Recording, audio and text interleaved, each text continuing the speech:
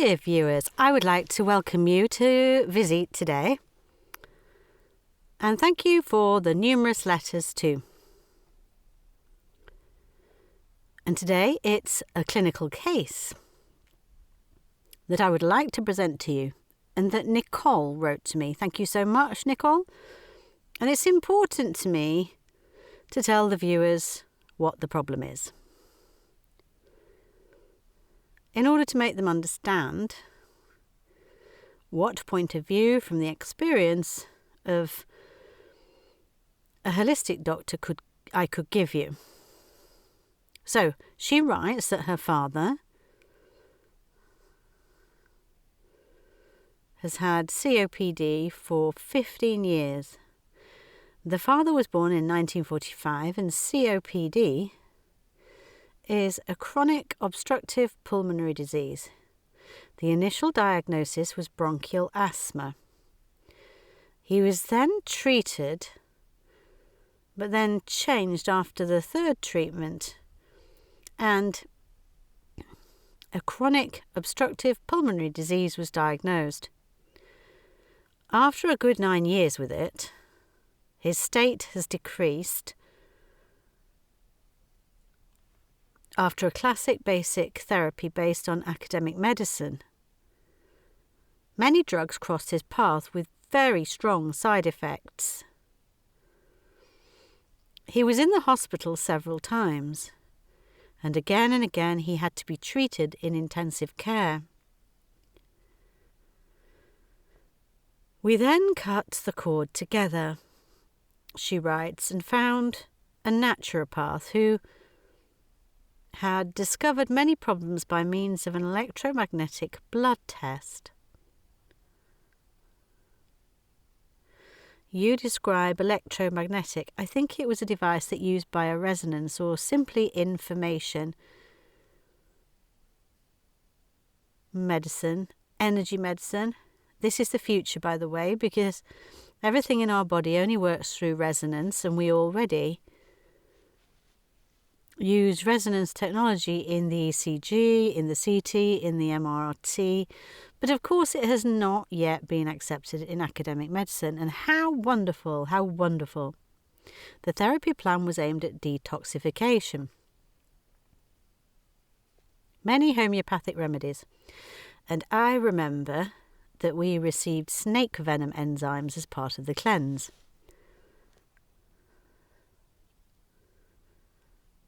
A diet plan tailored to him supported the therapy. This Horvey therapy, this snake venom therapy, that is already well known since the 40s. There was a chemist back then who was called Dr. Waldmar, who discovered this as a student of the great Otto von Warburg, and its reintoxin enzyme therapy. Enzymes are building blocks in very important metabolic processes. And if there are enzyme defects when the enzyme, the active ingredient for metabolic reaction A to B and from B to C and C to D does not take place, that means we have hundreds of thousands of such metabolic processes in our organism, in our cells. If these metabolic processes do not get to the next step because of an enzyme defect, cell function fails.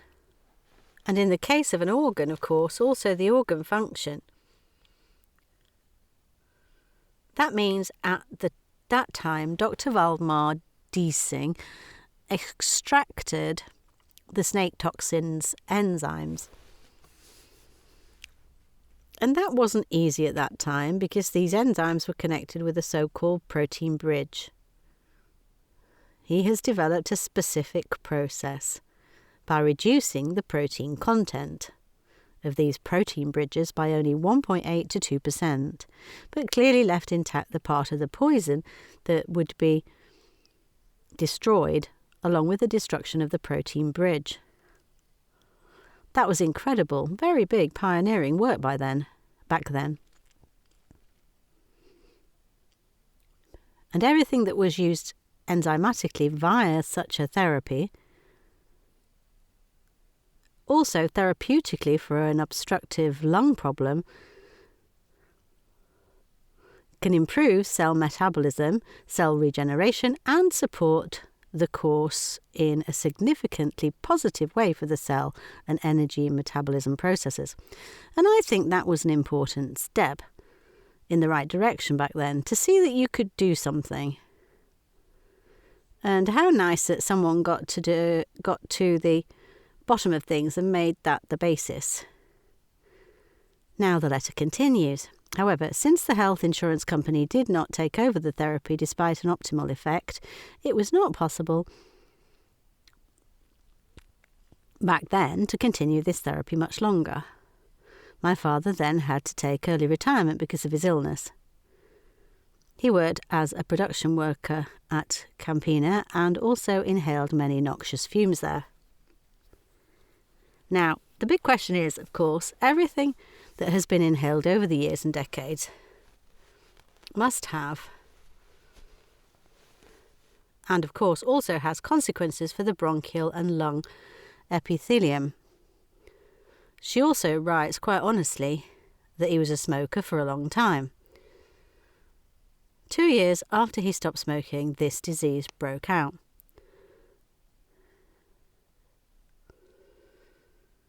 About 6 months after the enzyme therapy was stopped, his condition deteriorated again very intensely. It's like having a very, very, very sick person.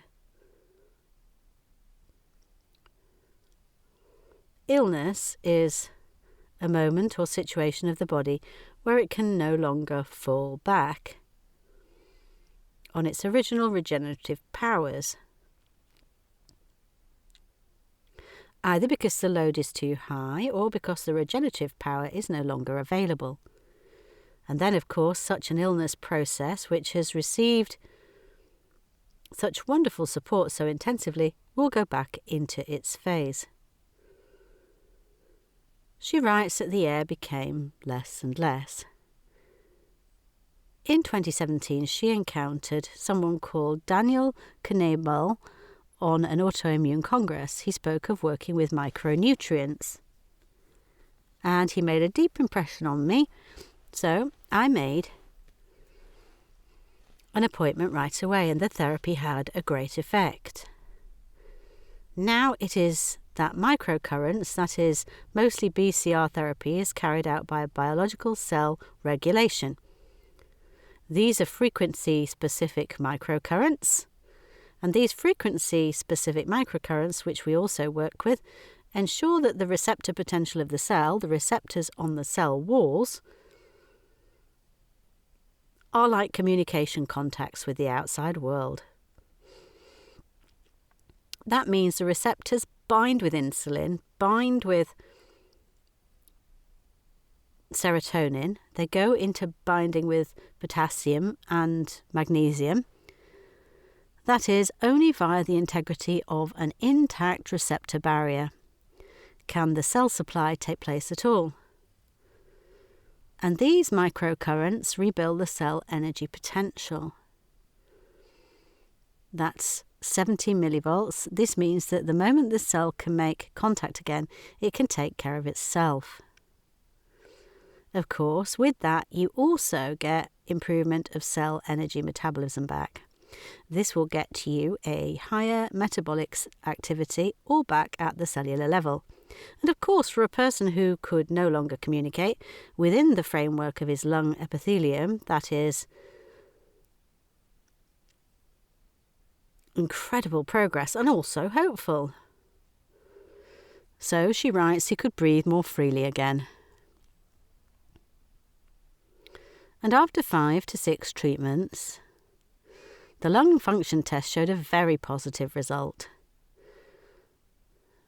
The lung values had improved measurably 3-fold. Wow, wow, you write. And I say wow. Long story short, of course, we also bought a microcurrent device like this, and my father treated himself with it every week. He was very stable until recently. Thank you, Lifetime. Thank you, microcurrent device. Thanks. Of course, he had problems with the air from time to time, but some parts of lung tissue was definitely damaged beforehand, she writes. However, we were able to stop him from taking blood pressure medication, and we also felt very comfortable with the treatment strategy using the microcurrent device. And as I said, the blood pressure is actually optimized again. But for the first time in 4 years, he was getting worse. I would like to know, what other things can we do? Because I have the feeling that therapy alone, therapy with the microcurrent device alone, is no longer sufficient. And that's where I really want to end this email with, and maybe give you my advice. And it is indeed the case that the lung is an organ which, of course, does not stand alone. The lungs date back to the time of embryology and consist of the endoderm. This means that in the emergence of a child, with the emergence of sperm, egg cell, blitocyst, we have an emergence of 3 germ layers, and from these 3 germ layers the human being arises. Lungs and intestines have the same origin. In this way, they are always directly connected in causality throughout life. You really should never forget that. And you should always keep that in mind when diagnosing illnesses. How are they related to other parts of our body? And we have 2 things that we have experienced.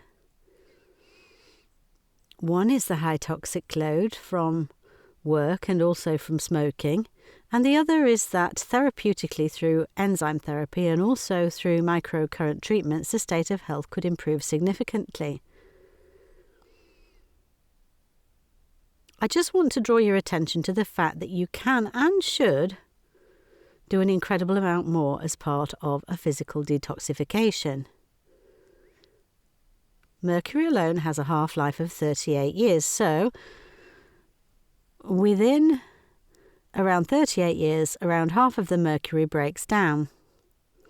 Just nicotine, just the many, also organic acids, or even those organophosphates, or whatever the chemical cocktail was for your father back then, of course, ultimately got the body in quite a mess. And how much regeneration and convalescence is still possible, you see, if you want to understand and can understand to what extent the cell metabolism is still in order here. These are things, there is no way around putting these things to the test again. You can do that very well today with toxic loads that can be measured. Within the framework of environmental toxicology, there are also a number of studies that really help. One can use inoosferase, for example, to significantly relieve and detoxify these processes. There are chelation therapies for metallic and metal toxins, but you really shouldn't get tired of having this process under control at this point. We have, and I can't tell from your email, for example, what your father's dental status is. The teeth are directly related to the lungs. Namely, on the right side, the 14th and the 15th. On the left side, the 4 and the 5. Both above and below there are so-called lung large intestine teeth. Should these lung large intestines teeth be foci, if these teeth are root canal treated, then they are dead. then the result is that there is a severe meridian blockage. When the lung large intestine meridian is blocked, there is less energy available to the lung and the digestive tract. It's unbelievable how important it is. This is what a medicine is based on which has had incredible success for 5,000 years, namely Chinese medicine. The knowledge of how can I supply energy, but how can I take energy from the excess? That's why it's so important to take a tooth panorama shot to see this. A DVT is even better because with chronic osteitis and inflammation in the tooth and jaw area, you can unmask clear focus events that are a major cause. That lung large intestine teeth with foci can, in the context of a lung disease, significantly force this clinical picture. And a little has been worked on in the past through the treatment of this problem without really clarifying and solving it. This meridian is also related to the pituitary gland. This meridian is also related to the immune system, lower cervical spine, upper spine, and also the thymus gland. The thymus gland is responsible for the maturation of immune cells. There is no holistic anamnesis without the tooth and jaw area. And we say that today 70% of all diseases start there. The big question, of course, is the mouth really metal-free? Or are there still residual amalgam-ridden teeth? The other thing that is very important now is to get a statement about the gut. When we talk about the causality between the lungs and the large intestine, but also the small intestine, in the context of the mucous membrane situation, you have a so-called defence that has to be justified, that has to be strong, that weighs up, that deals with the antigens from the outside.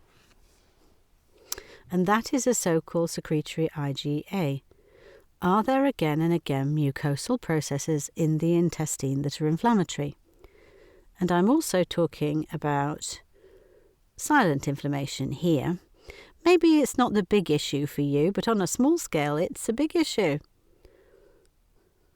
Because the moment the intestinal mucosa becomes inflamed, endotoxins, so fragments of bacteria, fungi, viruses, parasites enter in the organism. And in the lymphatic system, there is an entire toxicology, that is, toxic things that reside in the gut. Whether that's hydrogen sulfide, ammonia, scatol, these are all highly toxic toxins and simply arise as part of the metabolization process into the body, and it goes straight to the lungs via the lymphatic system. This means that processes in the lungs can never actually be treated locally. And if we look at it on the part of our pulmonological colleagues and minimise the entire therapeutic spectrum to the lungs only, then we will treat symptomatically, but we will not clarify and solve it, and that should be our way. And thanks to your detailed description, I believe we have already been able to assess how valuable and important these processes are, and how important it is to keep asking yourself questions and looking for new answers, because the process is far from stable enough.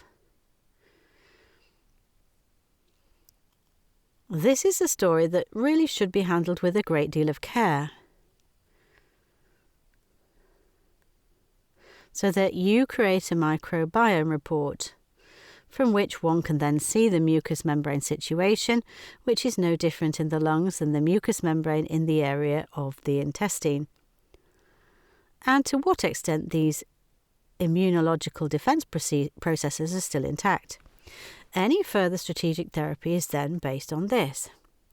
Finally, 2 things. You have to make a big statement. How is the cell energy metabolism in concrete terms? It's about mitochondria, it's about power plants, it's about flexibility. And the other is parasites. Parasites, especially in the lungs and bronchi. This goes as far as staphylococci, streptococci. This goes all the way to ascaris, roundworms, mycoplasma, pseudomonas. There are a number of bacterial parasitic strains that we also notice time and time again in patients with lung diseases. At this point, I might not want to draw the path at all,